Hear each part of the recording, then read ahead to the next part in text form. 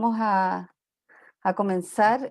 Primero que todo, saludarles, agradecerles su presencia. Muy bienvenidos y bienvenidas a esta primera charla marcada en la actividad Ciencia Abierta, Cafés Científicos del Proyecto Asociativo Explora O'Higgins. Hoy iniciamos una etapa en la que esperamos poder contar con la compañía de distintos investigadores e investigadoras a nivel nacional en distintos temas que puedan ser de importancia para el público que habitualmente nos acompaña en nuestras actividades, pero también para aquellos que puedan interesarse por temas que sin duda son relevantes para toda la sociedad.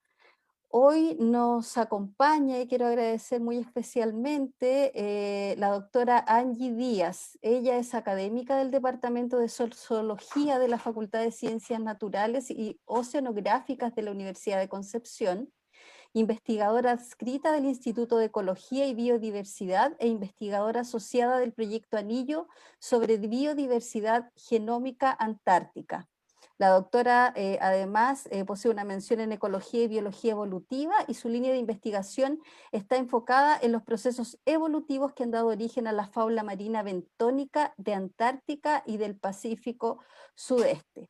Utilizó herramientas moleculares y aproximaciones como filogeografía, ecología, evolución y sistemática. Así que muchas gracias, Angie, por acompañarnos hoy.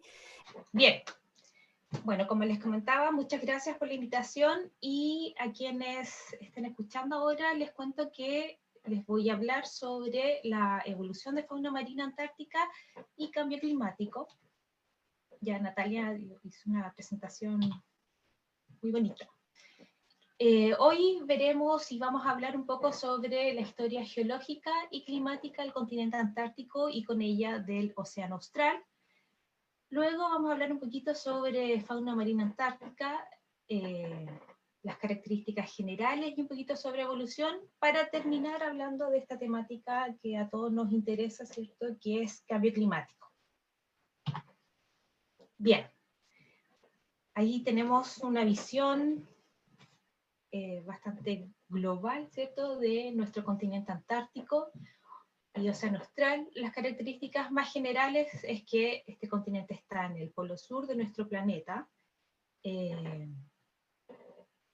incluye su océano austral, son estas aguas que lo rodean, que tiene como límite norte el frente polar, aunque está ubicado más o menos a una latitud de 60 grados de latitud sur, y une y mueve aguas que son tanto del océano Atlántico, Pacífico e Índico en un sentido horario, ¿ya? Gira hacia la derecha, de oeste hacia este. Pero vamos a ir un poquito, harto hacia atrás, como se señala aquí, casi 200 millones de años atrás, para contarles cuál ha sido la historia geológica o tectónica de Antártica.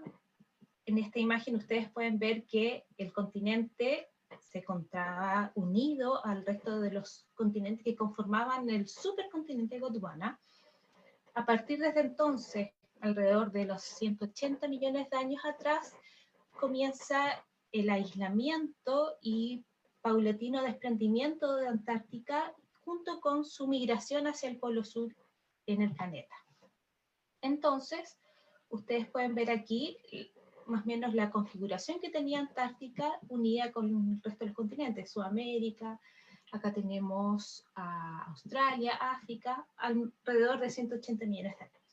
Y lo que van a ver ahora es una aproximación de cómo a medida que avanzamos hacia el presente, en escala de millones de años, los continentes se comienzan a distribuir, Antártica comienza a aislarse y a tomar su posición en el polo sur como la tiene hoy en día. ¿Ya?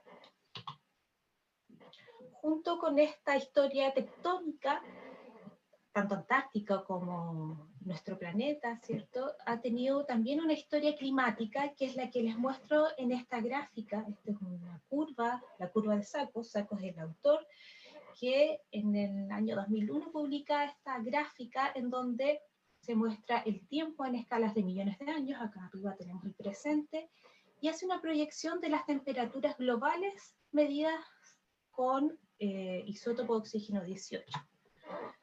¿Cómo hacen esto? Primero, antes de contar un poco qué es la información que nos entrega esta gráfica. Estas proyecciones las hacen mediante la toma de varios testigos o cápsulas de hielo, como las que les muestro acá, que es un testigo de hielo que tomaron o que hicieron alrededor de la parte este del continente, cerca del lago de Vostok. ¿Cuál es la gracia que tiene esto? Es que estos testigos de hielo, toda esta capa de hielo, a medida que se va formando y se va solidificando, guarda en ella pequeñas burbujas, podríamos decir, que tienen las mismas características ambientales que tenía en el momento en que se formó.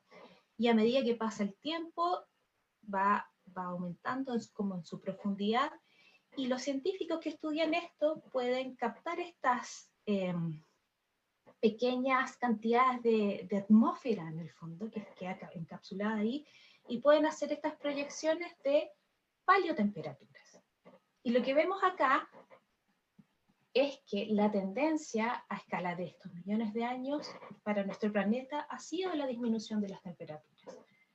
¿Ya? Entonces, tanto Antártica como parte de este globo, ¿cierto?, comienza a experimentar también esta disminución de temperaturas a medida que se ubica en el polo sur, y también a medida que se va desprendiendo de los otros continentes con que conformaba Gondwana.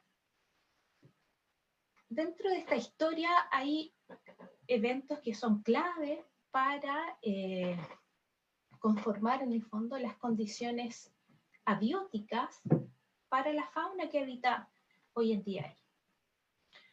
El primer evento, que se une un poco a la historia tectónica que les mostré mediante la animación que vimos hace poquito, es lo que ustedes pueden ver acá en esta transición entre el Eoceno y el Oligoceno, alrededor de 34 millones de años.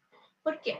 Ustedes pueden ver acá, se señala, ¿cierto?, una primera disminución en las temperaturas, lo que es conocido como la primera glaciación.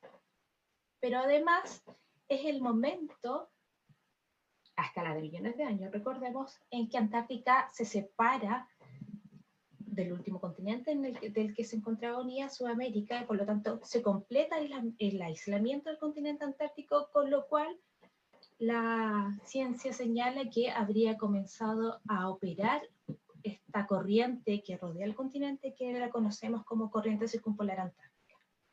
Esto habría contribuido, recordemos, junto con la posición de Antártica en el polo sur, el más distante, ¿cierto?, del Sol, recibe menos energía, está completamente aislada, habría ocasionado la primera formación de una capa de hielo en la parte este del continente.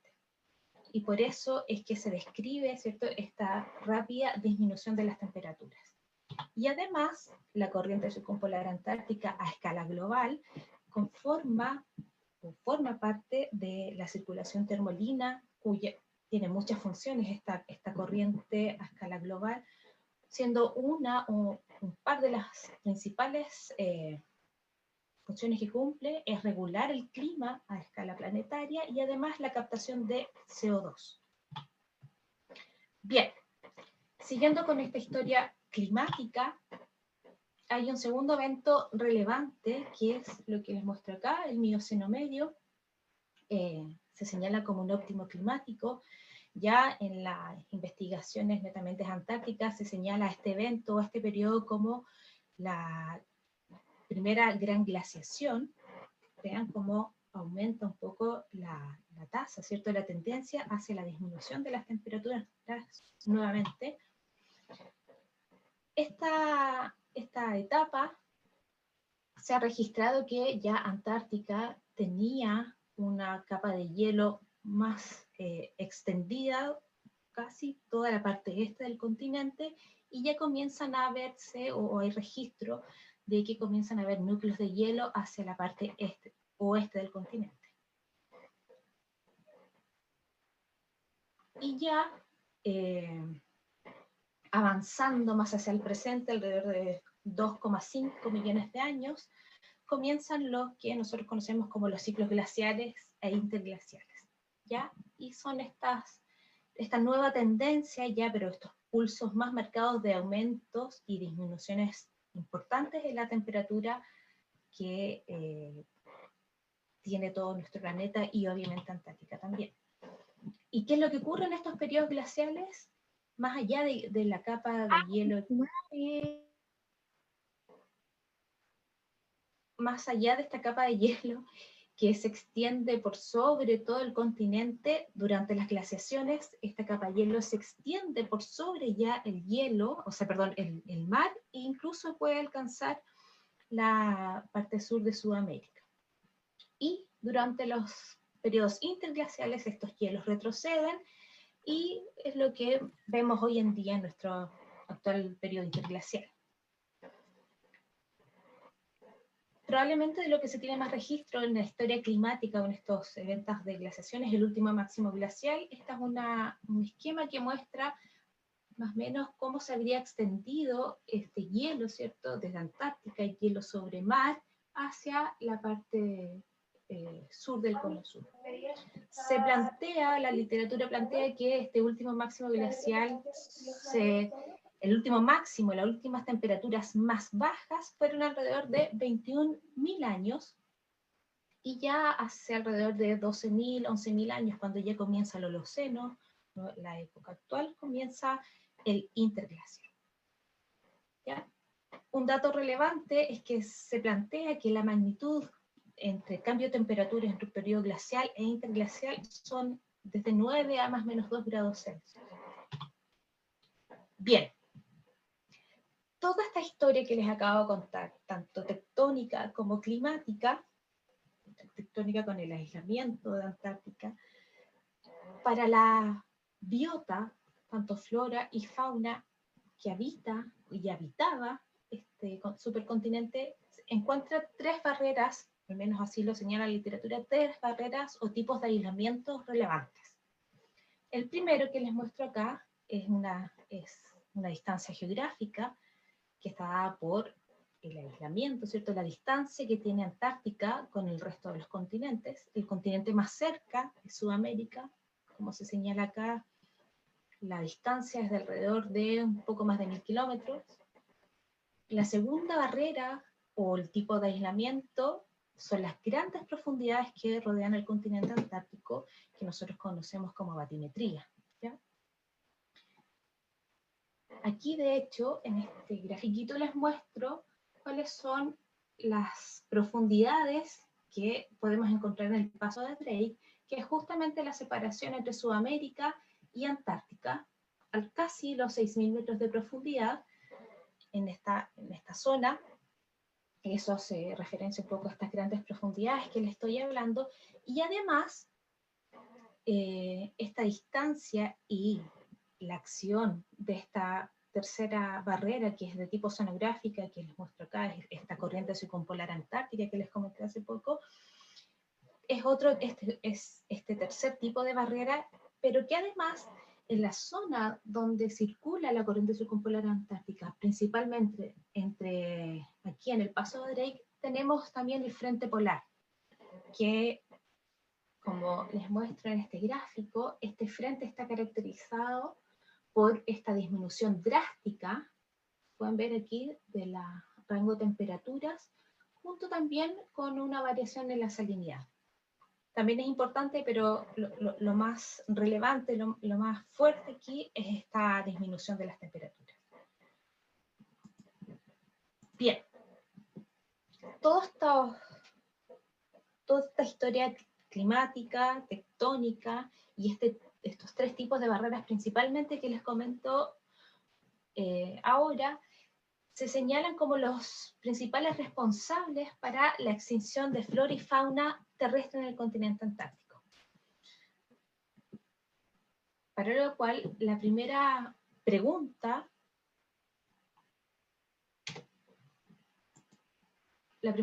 que surge a nivel científico es si es que son todas las especies que conforman esta flora y fauna las que se extinguieron. Les comento que en cuanto a vegetación hay una diversidad importante, pero principalmente de líquenes y musgos. Aquí podemos ver, se plantea que existen alrededor de 350 especies para líquenes, alrededor de 100 especies de musgos. Esta es probablemente la especie más visible, más abundante en Antártica, Eusnea aurantiaco. También hay una diversidad importante de hongos, de estos criptoendolíticos que viven dentro de las rocas, y además encontramos solo 2 especies de plantas vasculares. Aquí les muestro de Chance antártica, el pasto antártico, y Colobanthus quitensis, que también su nombre común es el clavelito antártico, y aquí pueden ver una fotografía. ¿Qué más podemos encontrar como fauna terrestre? Aquí tenemos estos pequeños colémbolos, estos insectos. Acá tenemos una foto de esta Bélgica antártica, esta mosca sin alas. Acá vemos algunos nematos, me parece, y otro animal terrestre es las garrapatas, que tengo entendido que también existe una diversidad importante. Al menos acá les muestro esta foto de Ixodes uriae, que es esta garrapata que podemos ver aquí adherida a un pingüino. Mamíferos marinos, foca leopardo, la foca cangrejera, lobo, foca de Weddell. También existe una diversidad importante de aves, y obviamente más mamíferos marinos, principalmente los cetáceos. Pero el foco de esta charla, ¿cierto? Más allá de esta fauna, si bien es marina o caracterizada por estos mamíferos, son de gran desplazamiento, no son exclusivamente de Antártica, y lo que quiero hacer ahora es llevarlos a todos, ¿cierto?, a los fondos marinos de Antártica, y con ello principalmente vamos a hablar de los invertebrados. Ya acá les muestro una foto tomada de la base Fieldes. Acá pueden ver una diversidad importante también. Podemos encontrar equinodermos, podemos encontrar más equinodermos. Estos son grupos de estrellas frágiles, erizos, esponjas, algas. Aquí pueden ver esta nacela, gastrópodos, braquiópodos, y también obviamente podemos encontrar peces, ya solo especies que están restringidas a una familia, la Nototenie, que se caracteriza por poseer una proteína anticongelante que le permitió en algún momento, ¿cierto?, adaptarse a las bajas temperaturas que caracterizan a este ambiente. En cuanto a la diversidad de especies, esa es una pregunta fascinante para los investigadores antárticos. El Censo de Vida Marina Antártico describe que, al menos en este artículo que les muestro de Claude de Broglie, en el 2014, me parece que es este artículo, en ese entonces ya se describían alrededor de 7.000 especies, 7.700 especies de animales. Esta fauna marina, esto es netamente marino, recordemos eso. Esta fauna habita sobre una plataforma continental que tiene características relevantes y que la diferencian del resto del mundo. Esta plataforma continental que podemos ver acá es la parte cercana a la línea de costa. Si la comparamos con el resto del mundo, cuya profundidad es alrededor de 100, 200 metros, en Antártica es mucho más profunda, al menos el doble, 400, 500 metros. Existen algunos lugares en donde llega casi a los 1000 metros de profundidad. Y además, esta plataforma continental en Antártica es mucho más angosta, es decir, está más cercana a la costa. ¿Ya? El resto del mundo, el ancho de esta plataforma continental es alrededor de 75 kilómetros. La Antártica es mucho más angosta, mucho más cercana a la línea de costa, antes de llegar hasta Talud, ¿cierto? Antes del punto en donde comienza o hay un quiebre importante hacia la zona abisal. Bien, uno de los tantos puntos relevantes sobre fauna marina antártica, como les señalé, el Censo de Villa Marino fue un megaproyecto de varios países en donde el principal foco fue aunar esfuerzos logísticos para poder mostrar estas distintas partes del océano austral, teniendo en cuenta la dificultad que es poder ir a mostrar ahí. Una de las primeras proyecciones que hizo, como les contaba, este proyecto duró 10 años aproximadamente, con distintos expediciones, distintos buques que fueron y mostraron distintos lugares y profundidades de Antártica. Una de las primeras proyecciones que publican acá, Costel y colaboradores, es que existirían un poquito más de especies con respecto a lo que le mostré del trabajo de Claude de Bruyère, alrededor de 8.300 especies describen ellos, pero lo más relevante es que señalan que esta cantidad de especies representaría casi el 50% de todo el muestreo que se logró realizar. ¿Ya? Recién en esta época dicen ellos, tenían analizadas alrededor del 50% de todas las muestras que habían tomado. Entonces, fácilmente esto podría llegar a ser el doble, la cantidad de especies.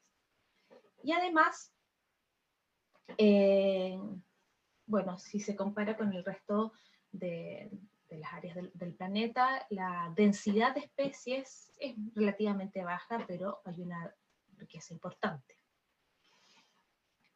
¿Cuáles son las características generales de la fauna marina antártica? Primero, hay un número importante de especies que presentan gigantismo. Pueden observar los tamaños de estas estrellas.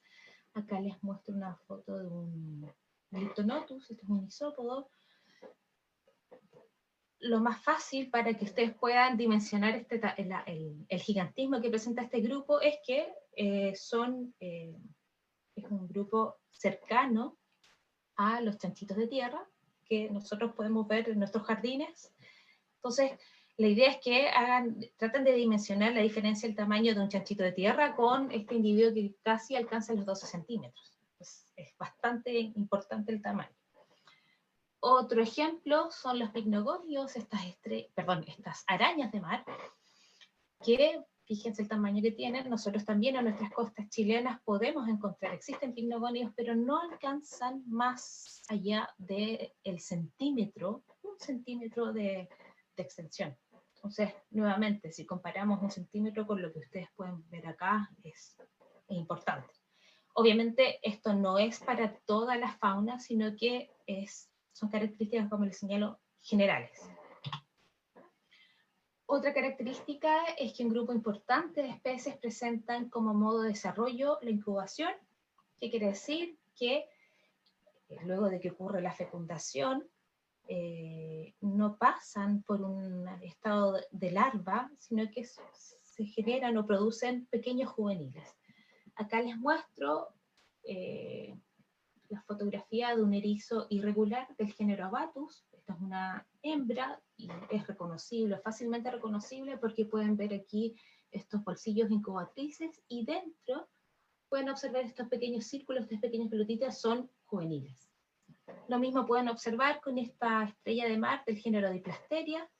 Aquí pueden observar esta pequeña masa, son juveniles. Aquí de hecho pueden ver uno, quizás es más detectable la forma de estrella de estos pequeños juveniles.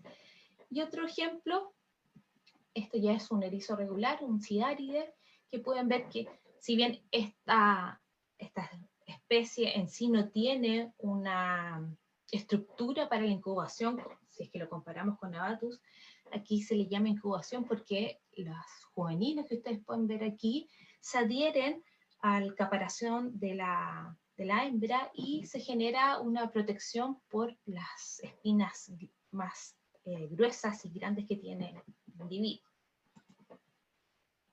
Otra característica relevante es que la fauna antártica presenta altos niveles de endemismo. ¿Qué quiere decir esto? Que son especies que solo habitan el océano austral. ¿Ya? Aquí les vuelvo a mostrar una tabla en donde muestra distintas regiones. Esto nuevamente es el reporte del Censo de Día Marino Antártico, y muestra la comparación de Antártica con el resto de las zonas muestreadas. Acá les muestro el número de especies, y prácticamente el 45%, pero casi la mitad de las especies descritas en este entonces son solo antárticas. Y otra característica general y bastante relevante, si es que nosotros ya estamos mirando esto desde un punto de vista evolutivo, es la ausencia de grupos importantes. Este es el tipo de fauna que caracteriza a Antártica, y más que la fauna en sí, al tipo de depredación o de organismos depredadores de estos fondos marinos, que están caracterizados principalmente por equinodermos, estrellas, ofiuros y algunos poliquetos.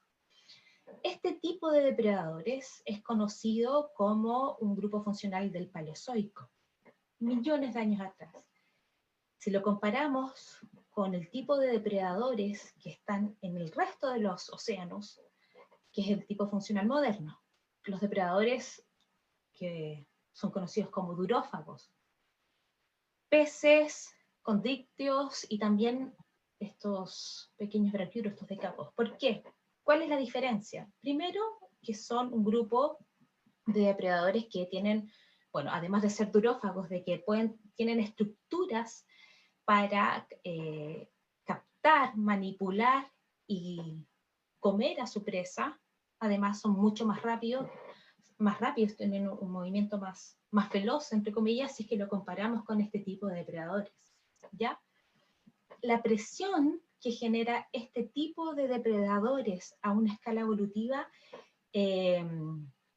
o desde una mirada evolutiva, esta presión genera que todas las especies de las cuales se alimentan tengan que evolucionar y cambiar rápidamente, ¿ya? Por lo tanto, de hecho, en evolución, la depredación es una presión para evolucionar, ¿ya? Bien. La última característica general nuevamente es que la fauna marina antártica también se considera que hay grupos que presentan una amplia euribatría. ¿Qué quiere decir esto? Que alcanzan los grupos, de hecho acá les muestro este trabajo de Angélica Brandt, grupos como los bivalvos, gastrópodos, isópodos y poliquetos, que les muestro en estos gráficos, bivalvos, gastrópodos, isópodos y poliquetos, hacen una proyección en el número de especies comparándolas con la profundidad. Entonces, BATI significa profundidad y EURI, amplio. Estos grupos presentan una amplia distribución en su batimetría. Es decir, se pueden distribuir desde los 0 metros de profundidad, en el caso de los poliquetos, hasta casi los 5.000 metros. Y así podemos ver como, por ejemplo, los bivalvos en número de especies se concentran en los primeros 2.000 metros y pueden alcanzar hasta los 5.000, pero ya el número de especies es menor. En el caso de gastrópodos, algunas especies alcanzan los 5.000 metros y la mayoría se distribuye en los primeros 1.000 metros, y así, ¿ya? Entonces, esta capacidad es lo que llamamos como euribatría. Y una de las explicaciones que se ha dado a nivel científico para esta característica justamente son los ciclos glaciales e interglaciales. Acá les muestro este esquema de Brandt, este es un artículo del año 96. ¿Y qué es lo que propone él? Que a medida, acá tenemos la plataforma continental, acá está el talud, y aquí todo lo que ustedes pueden ver en esta figura es la fauna marina que habita el bentos, es decir, el fondo marino.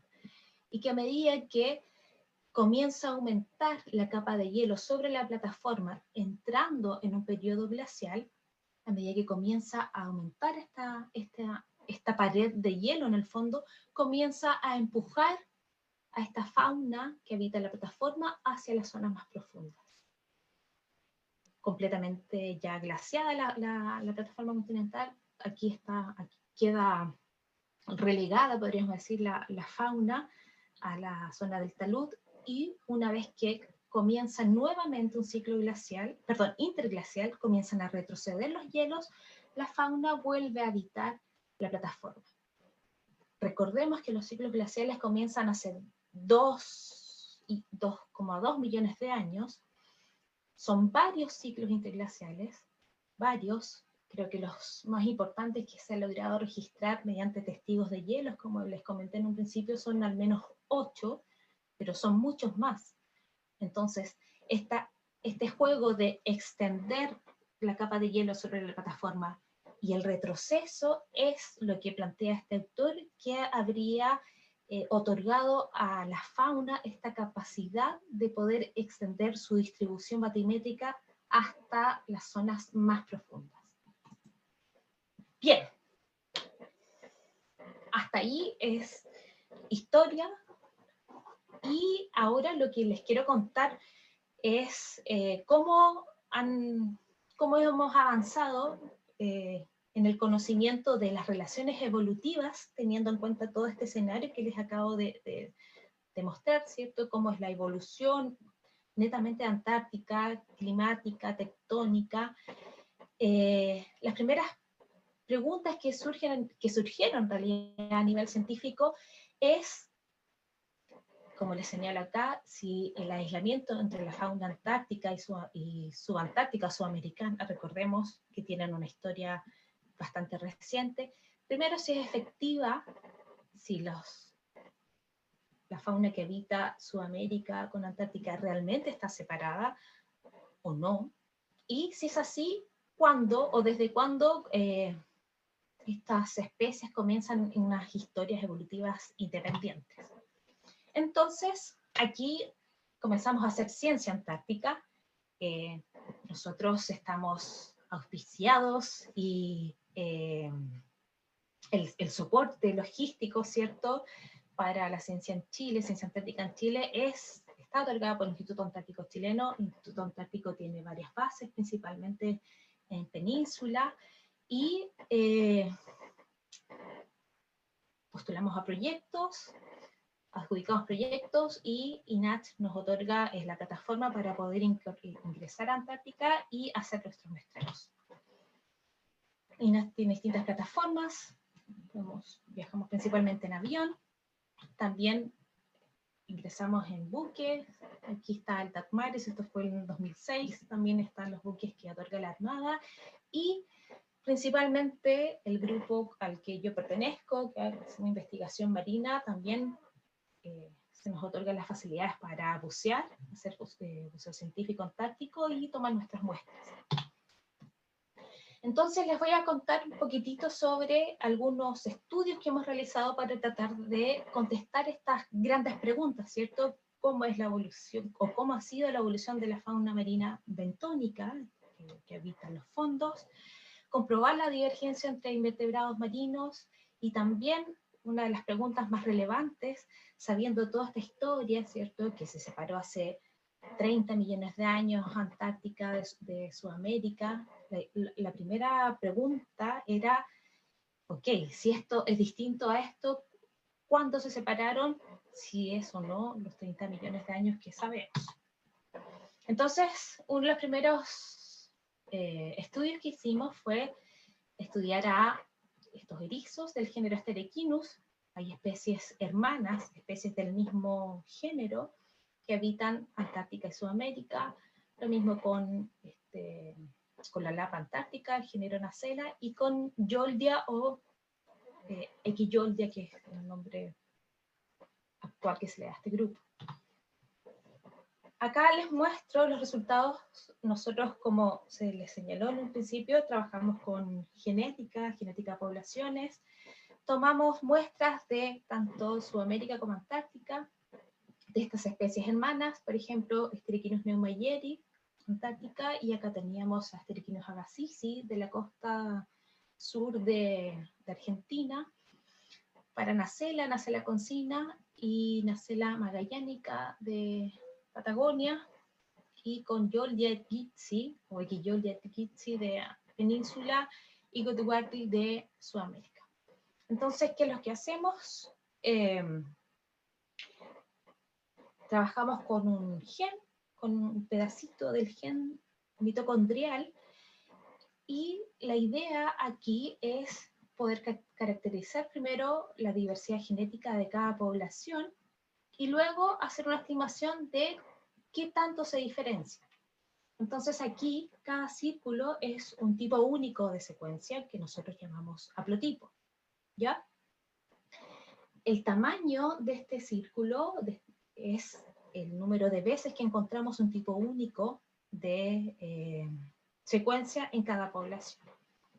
Entonces acá pueden ver que en Antártica, para el caso de Sterichinus pneumogeri, tenemos un tipo único de secuencia que la representan casi todos o la mayoría de los individuos, y solo algunos individuos presentan diferenciación con respecto a esta secuencia.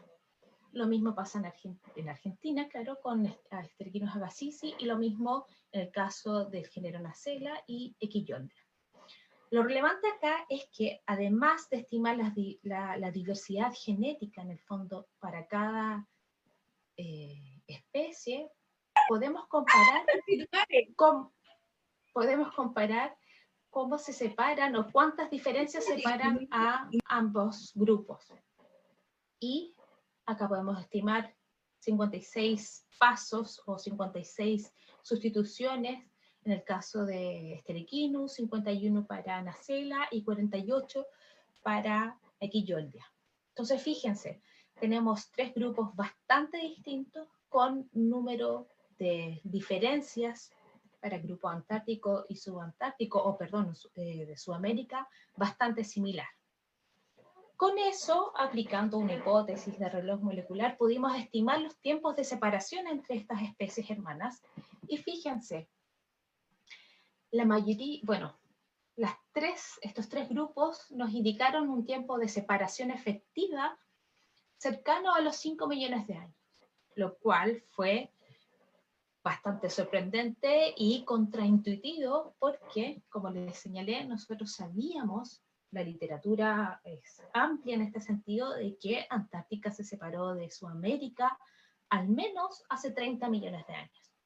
Entonces esto fue, wow, algo pasa. ¿Qué podría explicar que en el fondo sabemos que los continentes ya estaban separados, ya Antártica estaba aislado, ya había una capa de hielo sobre él, etcétera, ya se había instalado la corriente circumpolar antártica? No obstante, estos grupos se separan recién hace 5 millones de años. ¿Cuál es la respuesta para esto? La que nosotros proponemos es que estos tres grupos presentan larvas. Parte de su ciclo de vida, o estos ciclos de vida indirectos, como se señala más bien en la literatura, quiere decir que luego de la fecundación hay un estado larval. Y por lo general, las larvas tienen, además de cierta independencia, cierta capacidad para poder moverse. Entonces, lo que se propone es que esta capacidad de cada uno de estos grupos de tener este modo de desarrollo en su ciclo de vida les habría permitido intercambiar individuos entre las poblaciones que habitaban Antártica y las que habitaban el extremo sur de Sudamérica. Fantástico.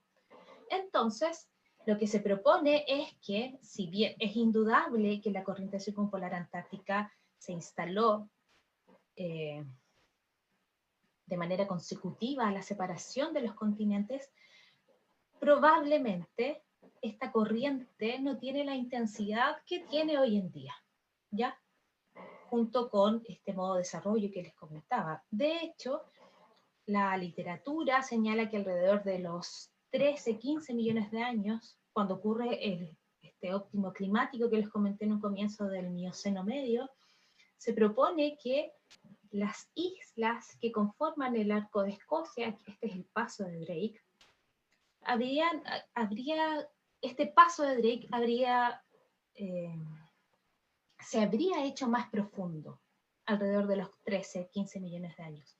Y con esa mayor profundidad la corriente circumpolar antártica habría logrado una mayor intensidad, ¿ya? Entonces, la barrera efectiva para estos grupos es la barrera oceanográfica, pero lo fue posterior a la separación de los continentes, en el momento en que logra ser una barrera efectiva, una intensidad efectiva para ser un quiebre, en el fondo, impedir la dispersión de individuos entre ambas zonas.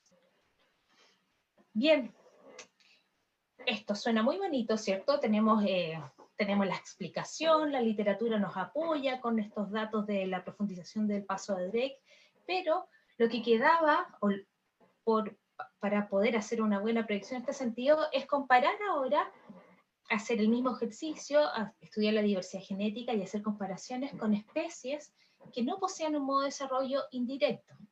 Y aquí les muestro lo que hicimos con el género Abatus. Recordemos que este género presenta juveniles, no hay dispersión, no hay un estado de dispersión. De hecho, acá les muestro este zoom a estos bolsillos, podemos ver los juveniles, y acá les muestro también fotografías más precisas de cómo serían estos juveniles que se desarrollan en estos bolsillos. Bien, comparamos Abatus agassiz de Antártica con Abatus cavernosus de Sudamérica y obtuvimos que hay una baja diversidad, pero además lo que más nos interesaba es hacer esta proyección de cuándo se separaron efectivamente. Y bien, la separación es alrededor de 19 millones de años, muy alejado de los 5 millones de años que obtuvimos con este grupo, así que bien. Y obviamente lo más relevante en este sentido es que pudimos visualizar, ¿cierto? Y proponer a nivel científico que el tiempo de separación entre fauna que presenta o no modo de desarrollo, si es que comparamos Antártica y la región subantártica, va a depender de este tipo de desarrollo. Esto es un trabajo de Claudio González, esto es ya investigando bien todas las especies de este género Nacella. Nacella tiene varias especies alrededor del continente antártico. Bueno, en realidad en el continente antártico solamente en península, pero el resto de las especies tienen más bien distribución subantártica. Y lo que hicieron acá, ¿cierto?, para tratar de ver también un poco cuál es la historia evolutiva ya de este grupo, es proponer este árbol filogenético, proponer una sistemática para el grupo, cuáles son las relaciones ancestro-descendiente, y además acá tenemos a Nacella concina, la especie que vive en Antártica, y podemos ver que su especie hermana es Nacella delecerti, que habita en Isla Marion, que les muestro acá.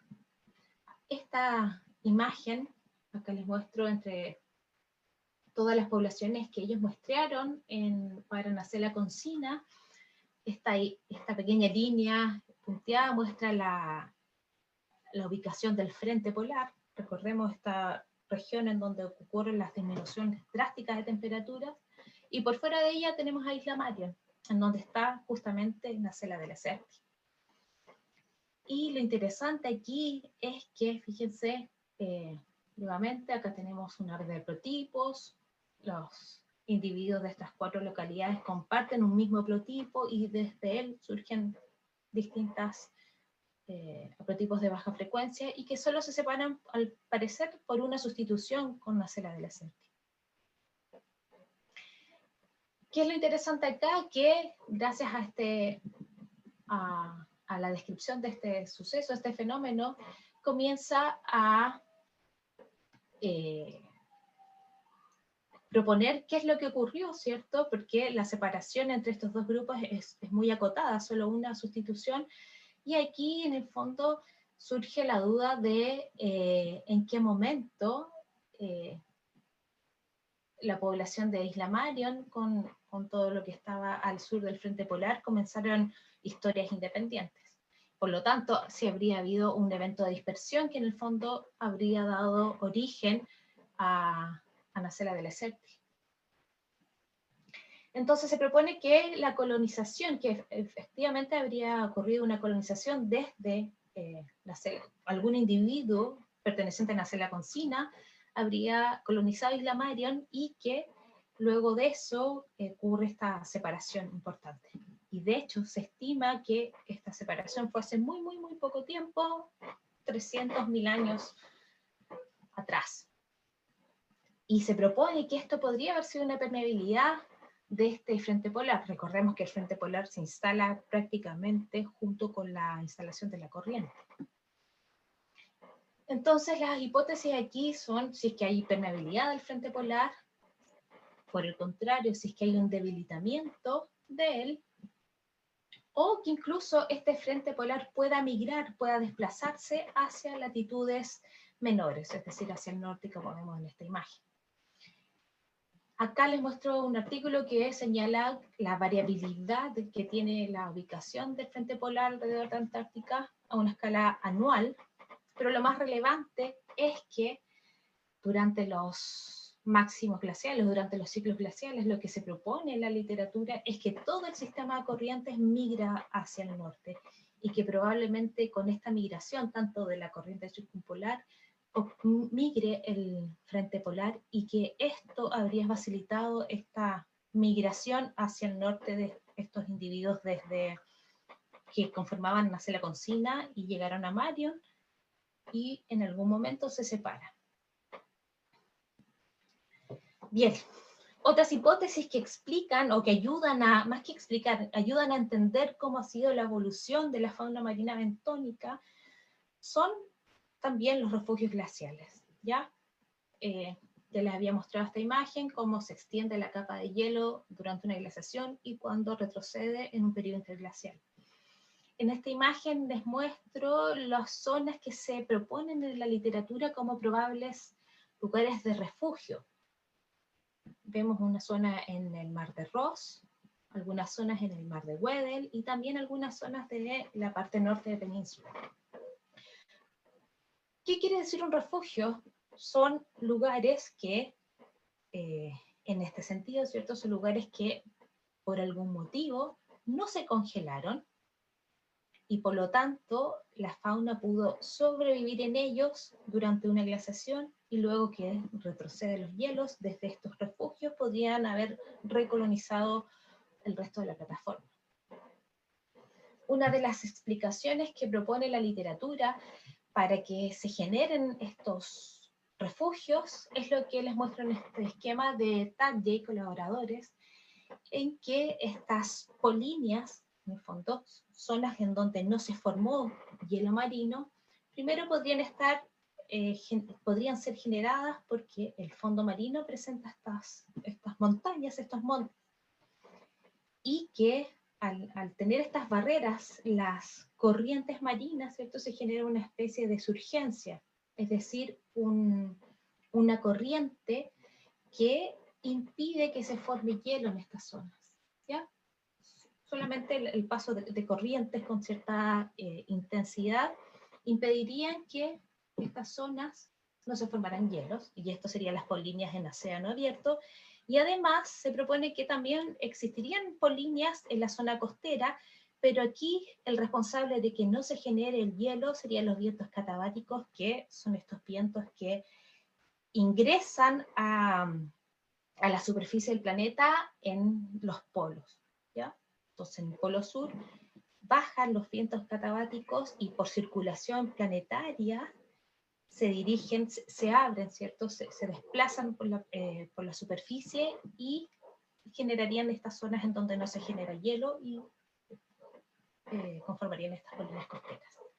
Y aquí de hecho les muestro una fotografía en donde pueden ver justamente una polinia, esta zona no congelada que podría ser un refugio para la fauna marina.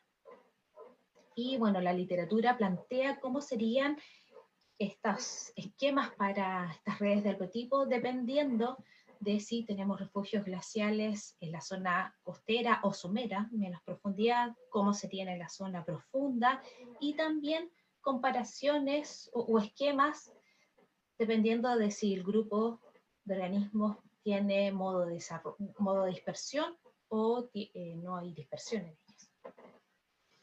Nuevamente les muestro estos resultados para Nacella Consina, ya que, fíjense, esto es lo que proponen Alcock y Strugnell, cuál sería la forma de una red de haplotipos para grupos que presentan un refugio glacial y un modo de desarrollo de dispersión.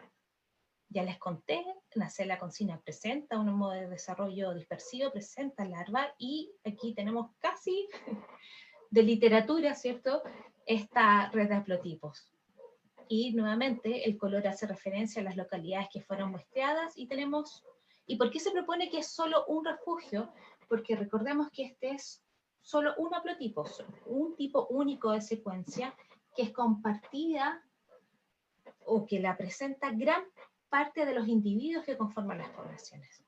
Entonces lo que se propone es que estos individuos, los individuos que tenían este haplotipo, son los que se refugiaron en algún lugar, en alguna polínea, en algún lugar que no se congeló, y que desde ahí este haplotipo es el que recoloniza, una vez retroceden los hielos, el resto de la plataforma. Por eso es que desde este haplotipo es el que surgen estos haplotipos de baja frecuencia. Y lo que hacen en este artículo, tienen estas 4 poblaciones, pero además realizan estas redes de haplotipos separadas por localidad. Y fíjense, acá tenemos el haplotipo 1 al centro, al centro, al centro, al centro. ¿Y qué es lo que vemos? El haplotipo central, haplotipo 1 de alta frecuencia, una forma estrellada en Península Antártica, en las Shetland, en Islas Orcadas, pero fíjense en lo que se observa en South Georgia. Si bien sigue siendo el haplotipo central, ya no es el de mayor frecuencia, hay otros haplotipos de mayor frecuencia, pero además hay más sustituciones. Y en genética, si es que vemos más sustituciones o más mutaciones, el pensamiento que explica eso es que hay más tiempo para que este grupo haya podido, en el fondo, adquirir estas nuevas sustituciones. Entonces lo que se propone en este artículo es que justamente South Georgia, esta población y esta localidad, es la que habría sido el refugio glacial para Nacella Consina, y una vez que retroceden los hielos, desde aquí comienzan a dispersarse los individuos hacia las otras localidades, que es lo que vemos acá. Lo mismo les cuento para Styracinus neumayeri. Acá tenemos muestras de Península, Weddell, y del lado este del continente, esto es Tierra Delia.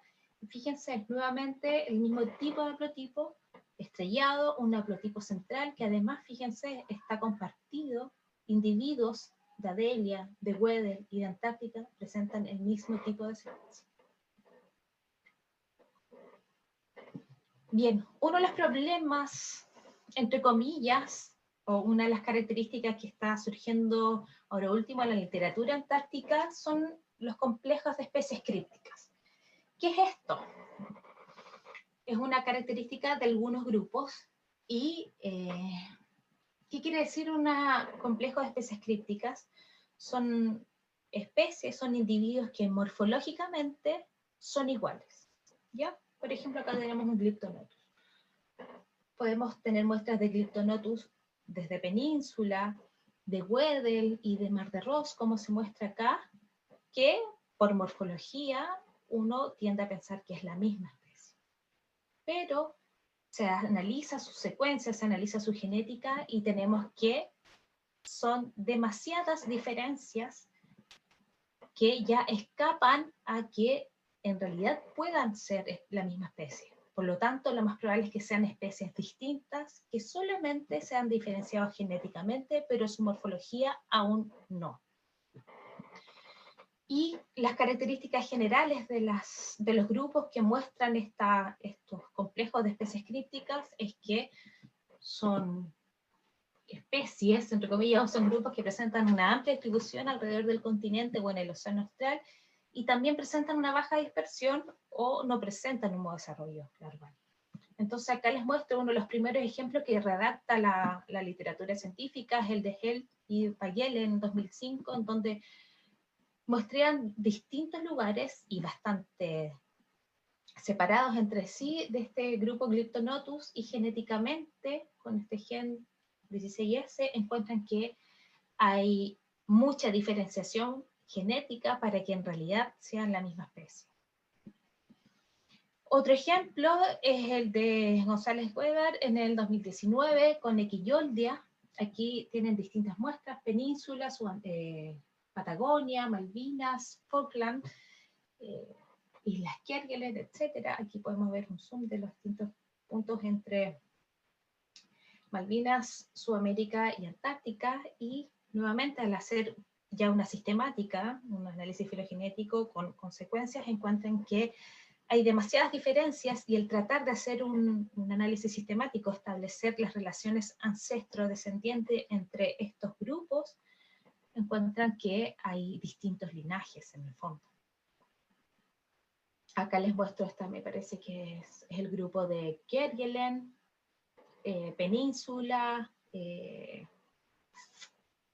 no veo acá, no, bueno, acá está la muestra tanto de Kerguelen, Península, y me parece que aquí tenemos a Malvinas.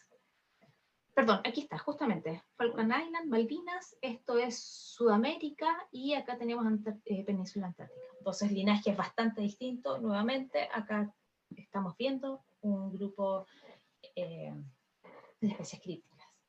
Y esto que les muestro acá es otro ejemplo. Esta es una investigación que estoy llevando a cabo ahora. Este es mi primer año, y lamentablemente ustedes entenderán que no he podido avanzar nada, pero esto es lo que se propuso al menos.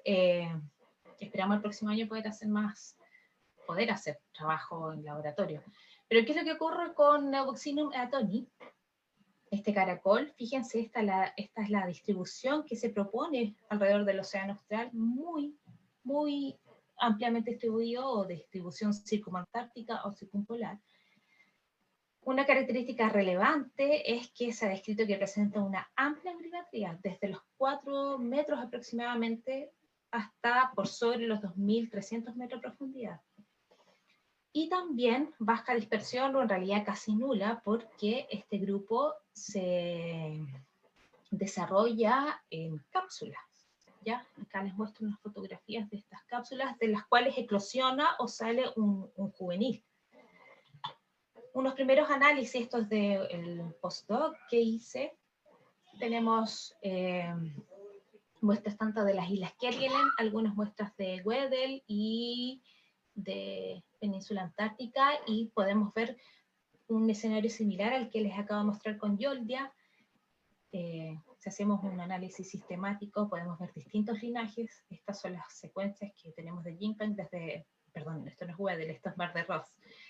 Tenemos 2 linajes, fíjense, en Bahía Fildes, y uno que comparte incluso haplotipos o secuencias con Pratt, y acá les muestro las secuencias de los individuos de Kerguelen. Entonces, eso es lo que se propone. Probablemente este sea un grupo de especies crípticas, y la idea es poder hacer un análisis ya genómico, incluir morfología, incluso análisis de variables ambientales o nicho, para ver qué estaría explicando estos procesos de especiación sin que sean acompañados a priori por caracteres morfológicos. Bien, con esto ya estamos casi terminando, y aquí quiero hablarles en el fondo de la problemática que es para todo este avance científico, que obviamente no está ni cerca de terminar, en el fondo, de conocer cuál es la diversidad de especies en Antártica. Y aquí les vuelvo a mostrar este dato.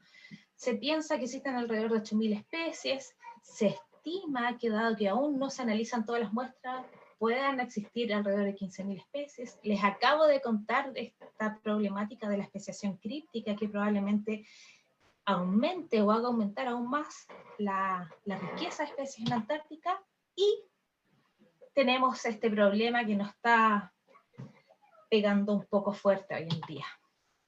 Entonces, lo primero que quiero que sepan es que, bueno, si bien hoy cada vez es menos, pero aún yo he encontrado gente que todavía pone en duda un poco si es que esta cosa del cambio climático es real o no, ¿ya? En un principio, dada esta curva que les mostré, dado que la condición del planeta o da esta historia climática son justamente variaciones en las temperaturas, quiero decirles que lo que estamos viviendo hoy en día no tiene nada que ver con estas variaciones a escala de millones de años, ¿ya? Lo que estamos viendo hoy día, viviendo y viendo hoy en día es un efecto netamente antrópico que está explicado lamentablemente por el aumento excesivo de las emisiones de CO2 que tiene como responsable a nuestra especie. ¿Ya? ¿Y por qué? Porque en algún momento nuestra vida era orgánica, podríamos decirlo, ¿cierto? Teníamos otro modo de vida y en algún momento comenzamos a una explotación y sobreexplotación y utilización de estos combustibles fósiles que repercutieron en un aumento excesivo de estos gases con efecto invernadero, en donde el dióxido de carbono es por sobre el 60%, representa casi el 60% de las emisiones que hacemos nosotros, nuestra civilización. ¿Y qué es lo que pasa con un mundo que se calienta? Los hielos retroceden y estamos hablando de un continente que es casi solo hielo. Acá les muestro solo una imagen, esto no es el Polo Sur, acá les muestro quizás una imagen más dramática de el evento, o sea, de estos efectos de cambio climático ya en el Polo Norte. Volviendo al Polo Sur, acá les muestro una tendencia de las temperaturas. La coloración hace referencia, ¿cierto? Los colores más cálidos, más rojos, muestran las zonas que están teniendo un aumento de la temperatura y las zonas más azules, las que estarían siendo más bajas aún. Acá les muestro una escala de distintas profundidades. Pueden ver que las mayores temperaturas se registran en la capa superficial y van disminuyendo hacia, por ejemplo, acá vemos los 50 metros de profundidad, siguen siendo algunas partes de península las más afectadas, y ya a 100 metros quizás se desplaza un poquito hacia noroeste. Un ejemplo gráfico es lo que se reportó acá en este punto de la península. Esto es la base, esta base tiene dos nombres porque hay dos países que tienen base ahí, Faraday o Verdanski. Esta es otra imagen en donde les muestro los puntos en donde se ha registrado retroceso de los hielos en la parte oeste península y algunos pocos en donde se ha registrado avance en los últimos 50 años. Y les voy a mostrar una pequeña animación que muestra lo que ha ocurrido, el registro que se tiene de lo que ha ocurrido en esta parte de Worthy. Comenzamos con el año 1936. 79, 89, 92. Aquí termina y podemos ver la pérdida casi, bueno, muy importante y realmente dramática para esto. Probablemente una de las especies icónicas que han permitido la atención global hacia lo terrible que es este efecto de calentamiento climático son los pingüinos.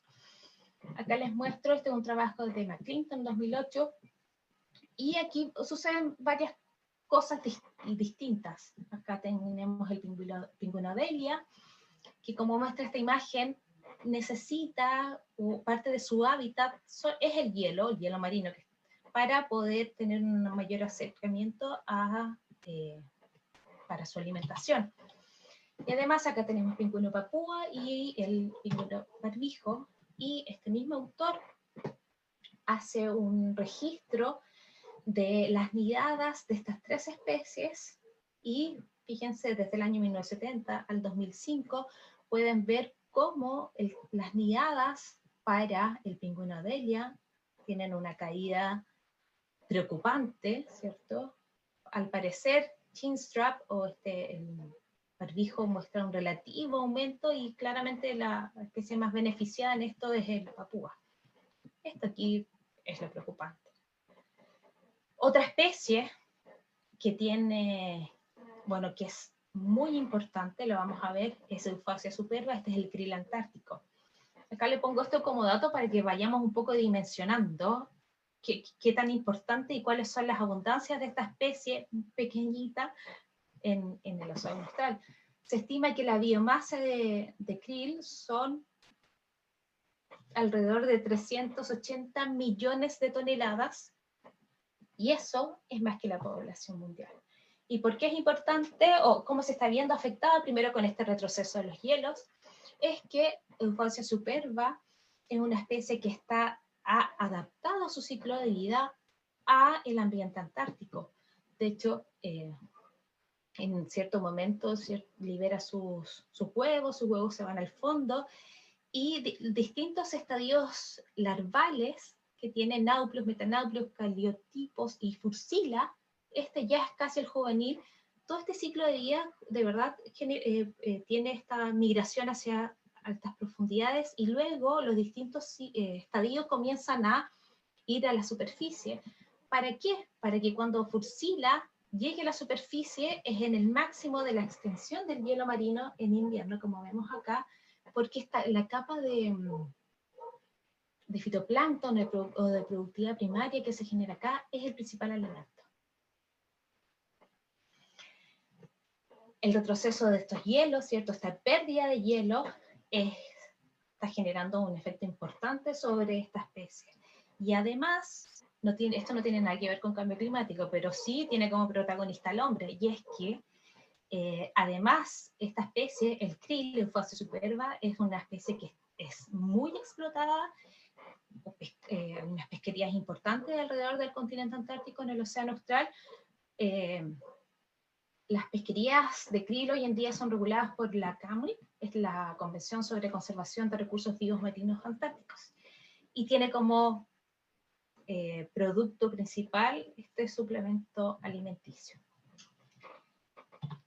¿Y cuál es el problema con, bueno, uno de los problemas de esta presión que está sufriendo Euphasia superba, tanto por el hombre directamente, con las pesquerías, como indirectamente a través del cambio global y este retroceso de los hielos, es que el krill es la base alimenticia para un número importante de especies. Acá les muestro solo los pingüinos para sensibilizarlos, pero en realidad lo dramático es esto, que el krill es considerado una especie clave, es la base de la trama trófica antártica. Como pueden ver aquí, la mayoría de las especies tienen como sustrato principal de su alimentación el krill.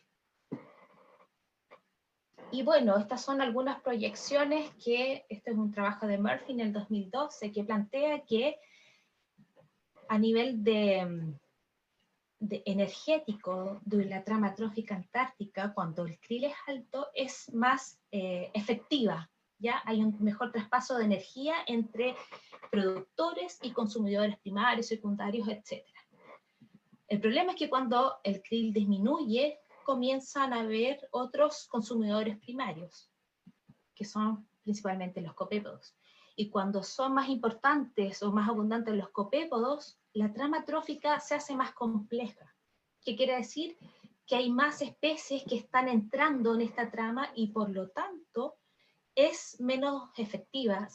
Recordemos que entre cada eslabón, podríamos decir, entre productores, consumidores, primarios, secundarios, etcétera, se pierde energía, ¿ya?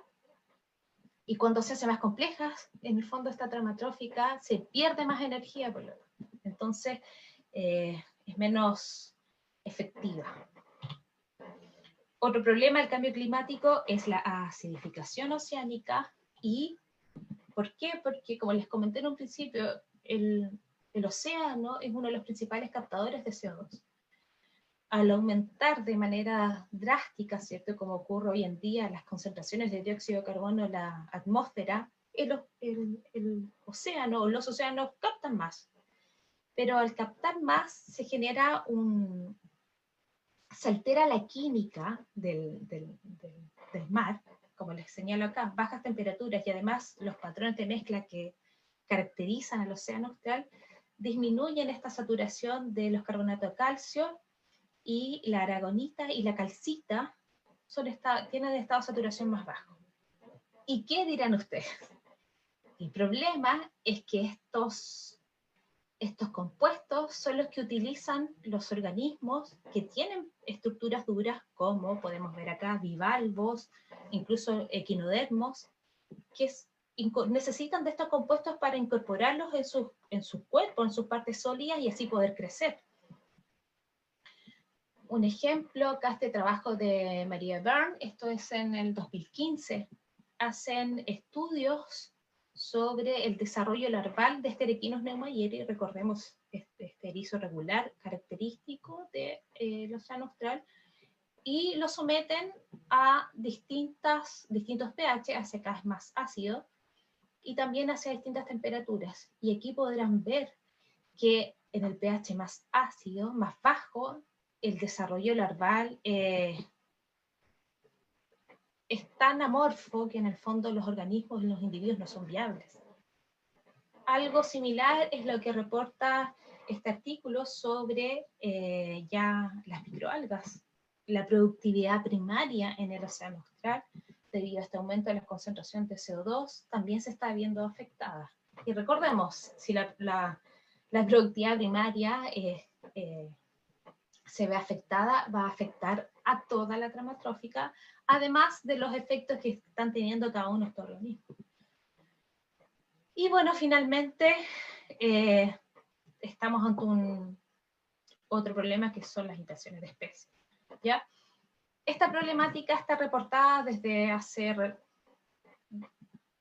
10 años, 15 años probablemente en ciencia antártica.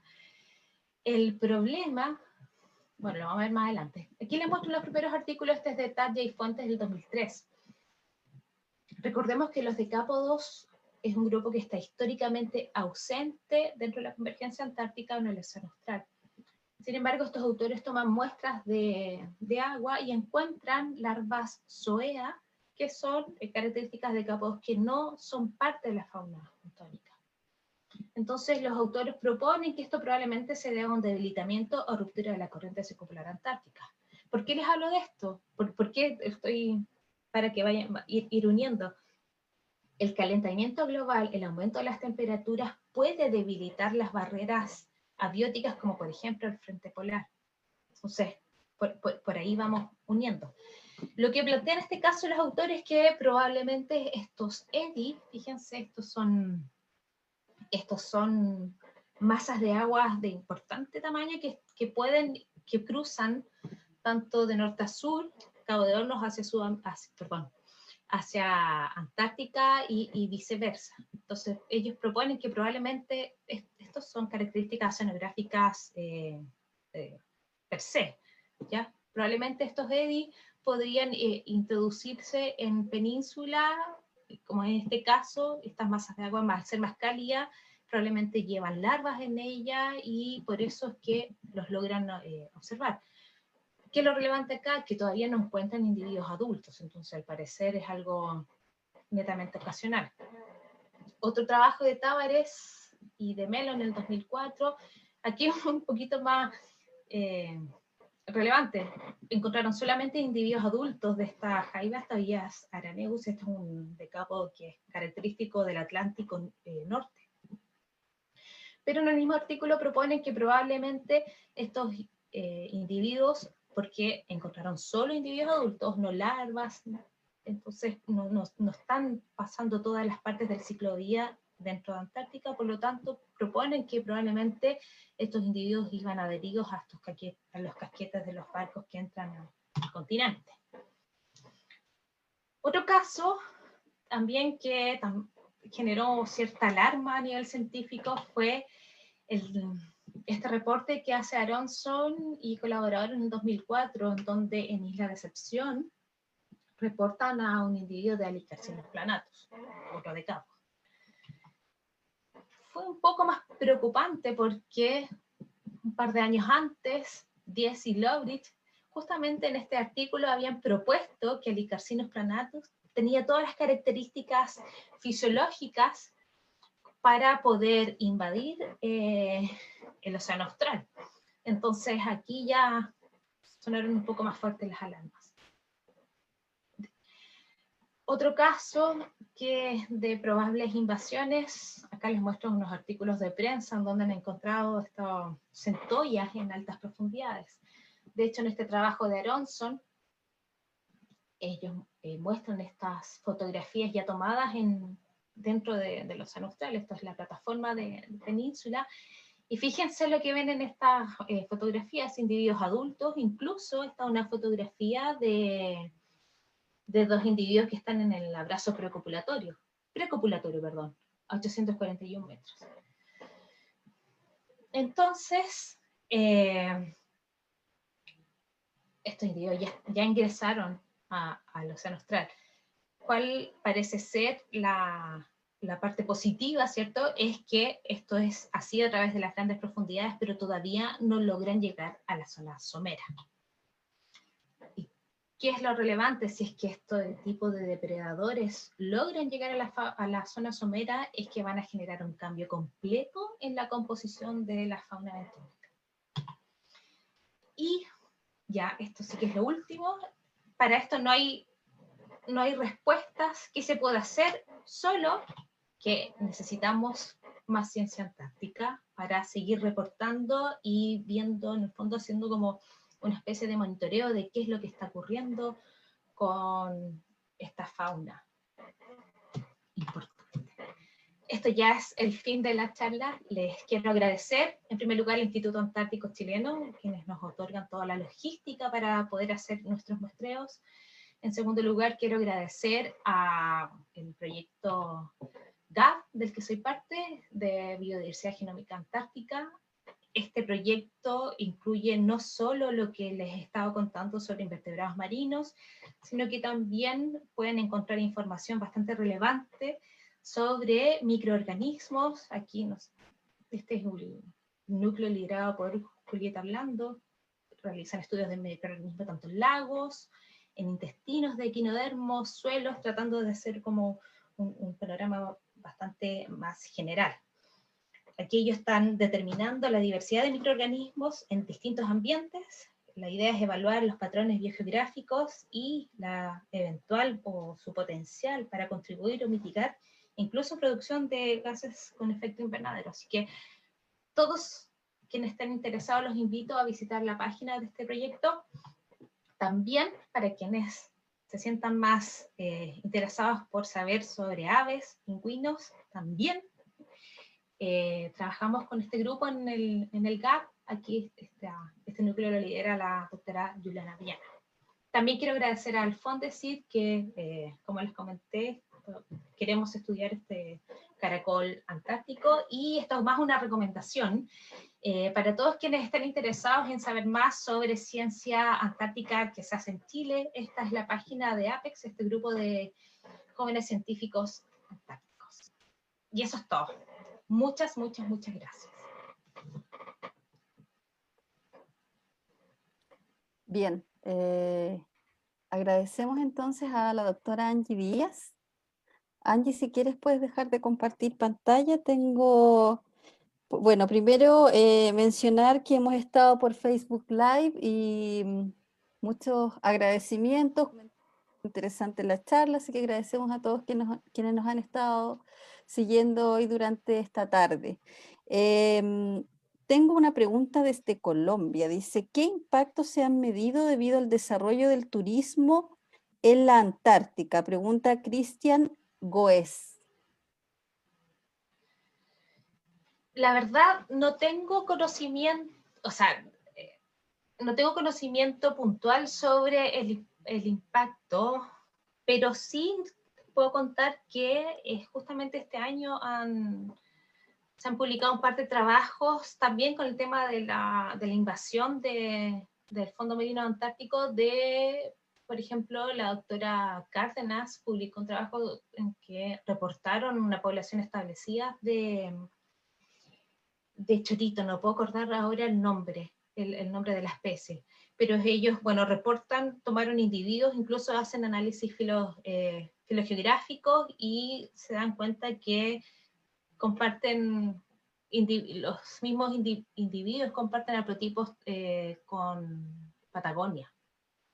Y una de las principales razones que proponen los autores, más allá del cambio climático, del calentamiento que pueda hacer más permeables las barreras que les comenté en un comienzo, es que justamente el tráfico de barcos, de embarcaciones, tanto turísticas como también de científicos, puedan ser un vector importante.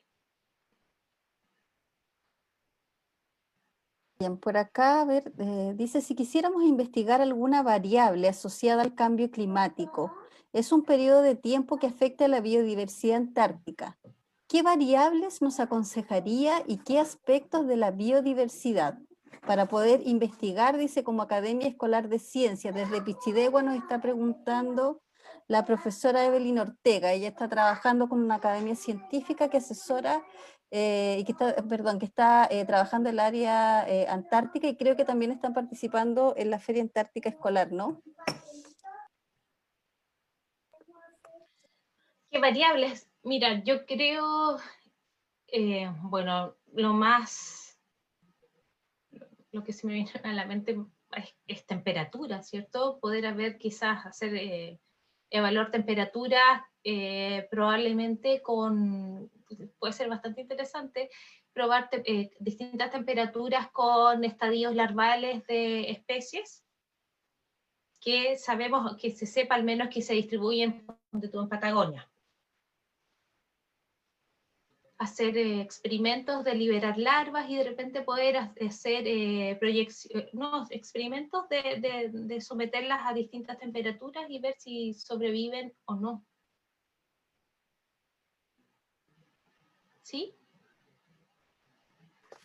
¿Sí? ¿Tienen alguna otra pregunta respecto a eso, profesora? Bueno, bibliográfico, ahí veo que alguien dice, si es bibliográfico, yo creo que ahí se me ocurren muchas más cosas, porque claramente, bueno, pueden estudiar el tema de la especiación críptica, qué tan redactado está la literatura o no, comparar si es que hay reportes, por ejemplo, en el hemisferio sur, hemisferio norte, distintas latitudes. También reportes o estudios que hayan hecho experimentos con acidificación oceánica. Si es revisión bibliográfica, hay muchos más temas que pueden explorar. Clasificación, temperatura, especiación críptica, y de hecho no solo con invertebrados marinos, pueden ser vertebrados, peces, pingüinos, algas, plantas.